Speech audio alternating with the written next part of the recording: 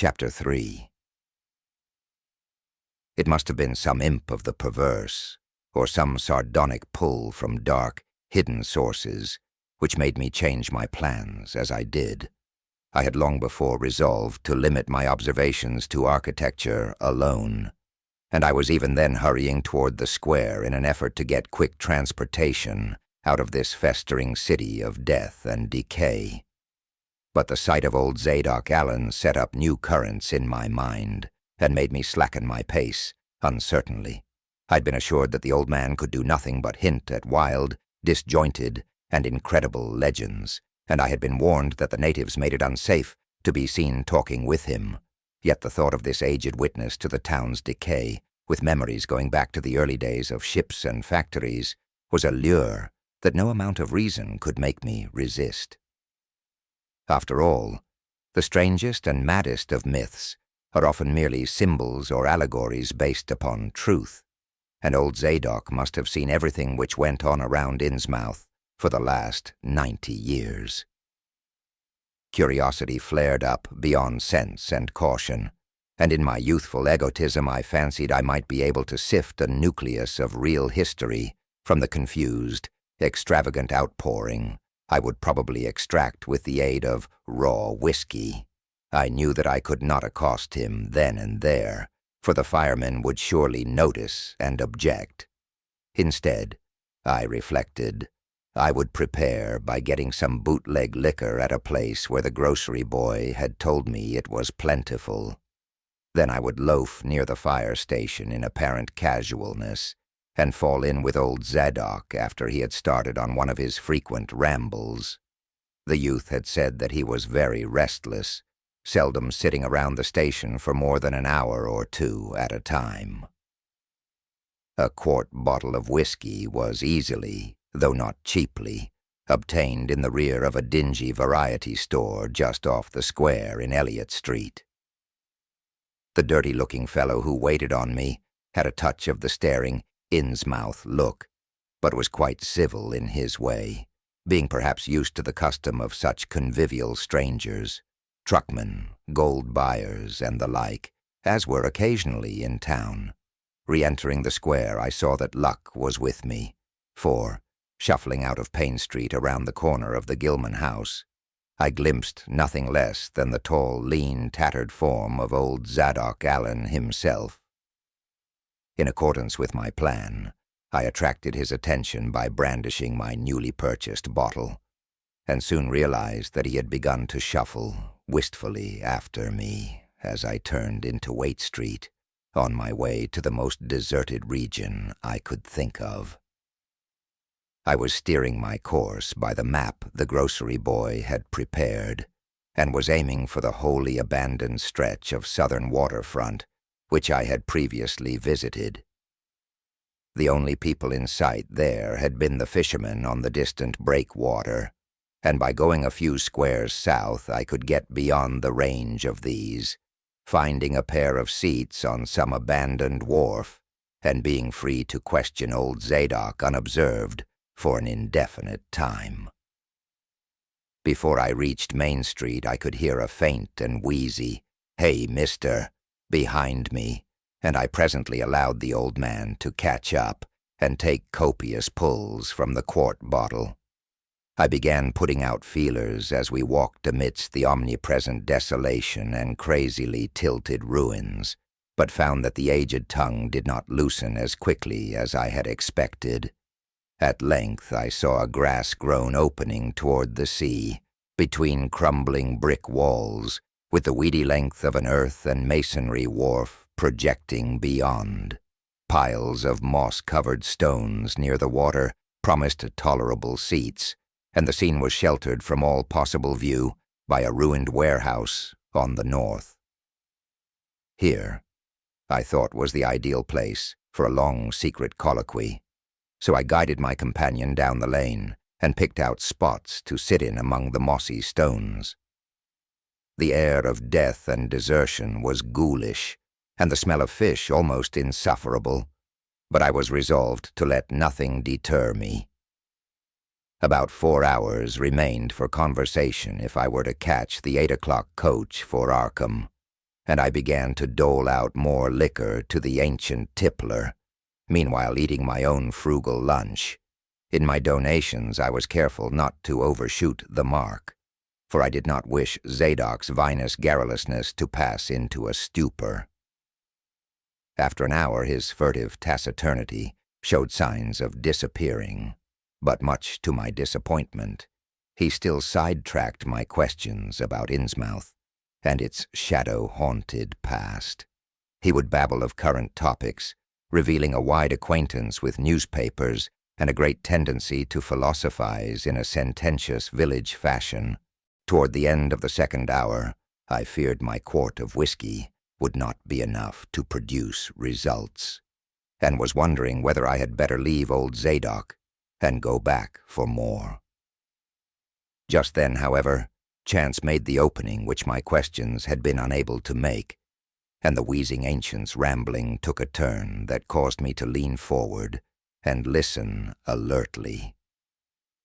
My back was toward the fishy-smelling sea, but he was facing it, and something or other had caused his wandering gaze to light on the low, distant line of Devil Reef, then showing plainly and almost fascinatingly above the waves.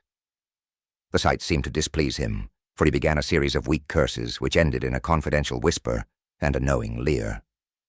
He bent toward me, took hold of my coat lapel, and hissed out some hints that could not be mistaken. There's where it all begun, that cursed place of all wickedness, where the deep water starts. Gate o' hell, sheer drop down to a bottom no-sounding line kin tech. Old Cap'n Obed done it. Him that found out more'n was good for him in the South Sea Islands. Everybody was in a bad way them days. Trade falling off, mills losing business, even the new ones, and the best of our menfolks kilt a privateering in the War of 1812, or lost with the Alezy brig and the Ranger scow, both on 'em Gilman Venters. Obed Marsh, he had 3 ships afloat, Brigantine Columby, Brig Hefty, and bark Sumatry Queen. He was the only one as kept on with the East India and Pacific trade, though Esdras Martin's barkentine Malay bride made a venter as late as 28. Never was nobody like Cap'n Obed, old limb o' Satan. Hey, I can mind him a-tellin' about furrin parts, and callin' all the folks stupid for going to Christian meetin' and bearing their burdens meek and lowly. Says they'd orter get better gods, like some of the folks in the Ingies. Gods as UD bring 'em good fishin', in return for their sacrifices, and UD really answer folks' prayers. Matt Elliott, his first mate, talked a lot, too, only he was again folks' doing any heathen things. Told about an island east of Arthur Height, where they was a lot of stone ruins older'n anybody knew anything about, kinda like them on Ponape in the Carolines, but with carvin's of faces that looked like the big statues on Easter Island.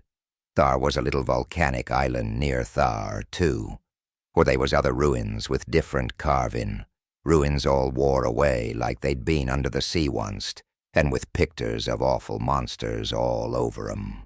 Well, sir, Matty says the natives around there had all the fish they could catch, and sported bracelets and armlets, and head rigs made out of a queer kind of gold, and covered with pictures of monsters, just like the ones carved over the ruins on the little island, sorter fish-like frogs, or frog-like fishes that was drawed in all kinds of positions, like's they was human beings. Nobody ye could get out of them, where they got all the stuff, and all the other natives wondered how they managed to find fish in plenty, even when the very next island had lean pickings. Matty got to wondering, too, and so did Cap'n Obed. Obed, he notices, besides, that lots of the handsome young folks UD drop out of sight, for good from year to year, and that they won't many old folks around.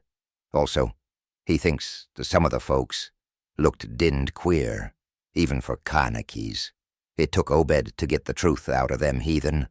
I don't know how he done it, but be begun by trading for the gold-like things they wore. Asked 'em where they come from, and ef they could get more, and finally wormed the story out of the old chief. Wallachia, they called him. Nobody but Obed UD ever believed the old yeller devil, but the Cap'n Cud red folks like they was books. Heh, heh. Nobody never believes me now when I tell 'em, and I don't suppose you will, young feller. Though come to look at you, you have kinda got them sharp readin' eyes like Obed had." The old man's whisper grew fainter, and I found myself shuddering at the terrible and sincere portentousness of his intonation, even though I knew his tale could be nothing but drunken fantasy. "Well, sir, Obed he lart that they's things on this arth as most folks never heard about, and wouldn't believe ef they did hear. It seems these Kanakies was sacrificing heaps of their young men and maidens to some kind of god things that lived under the sea, and gettin' all kinds of sepulcher in return. They met the things on the little islet with the queer ruins, and it seems them awful picters of frogfish monsters was supposed to be picters of these things. Maybe they was the kind of critters as got all the mermaid stories and sech started. They had all kinds of cities on the sea bottom, and this island was heaved up from thar. Seemed they was some of the things alive in the stone buildings when the island come up sudden to the surface. That's how the Kanakies got wind they was down thar. Made sign talk as soon as they got over being skeer, and pieced up a bargain afore long. Them things liked human sacrifices, had 'em ages afore, but lost track of the upper world after a time. What they done to the victims, it ain't for me to say, and I guess Obed wasn't none too sharp about asking. But it was all right with the heathens, because they'd been having a hard time and was desperate about everything. They give a sartain number of young folks to the sea things twice every year. May Eve and Halloween, reg'lar as could be. Also give some of the carved knickknacks they made. What the things agreed to give in return was plenty of fish. They drove 'em in from all over the sea, and a few gold-like things now and then. Well, as I says, the natives met the things on the little volcanic islet, going there in canoes with the sacrifices, etc., and bringing back any of the gold-like jewels as was comin' to 'em. At first, the things didn't ever go on to the main island, but arter a time they come to want to. Seems they hankered arter mixin' with the folks and having gent ceremonies on the big days, May Eve and Halloween. You see, they was able to live both in and out of water, what they call amphibians, I guess. The Kanakies told 'em as how folks from the other islands might want to wipin' out if they got wind of their being thar. But they says they don't care much, because they could wipe out the hull brood of humans if they was willin' to bother.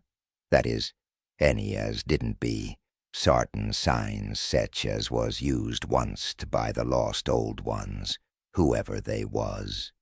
But not wantin' to bother, they'd lay low when anybody visited the island. When it come to mattin' with them toad-lookin' fishes, the Kanakies kinda balked, but finally they larnt something as put a new face on the matter.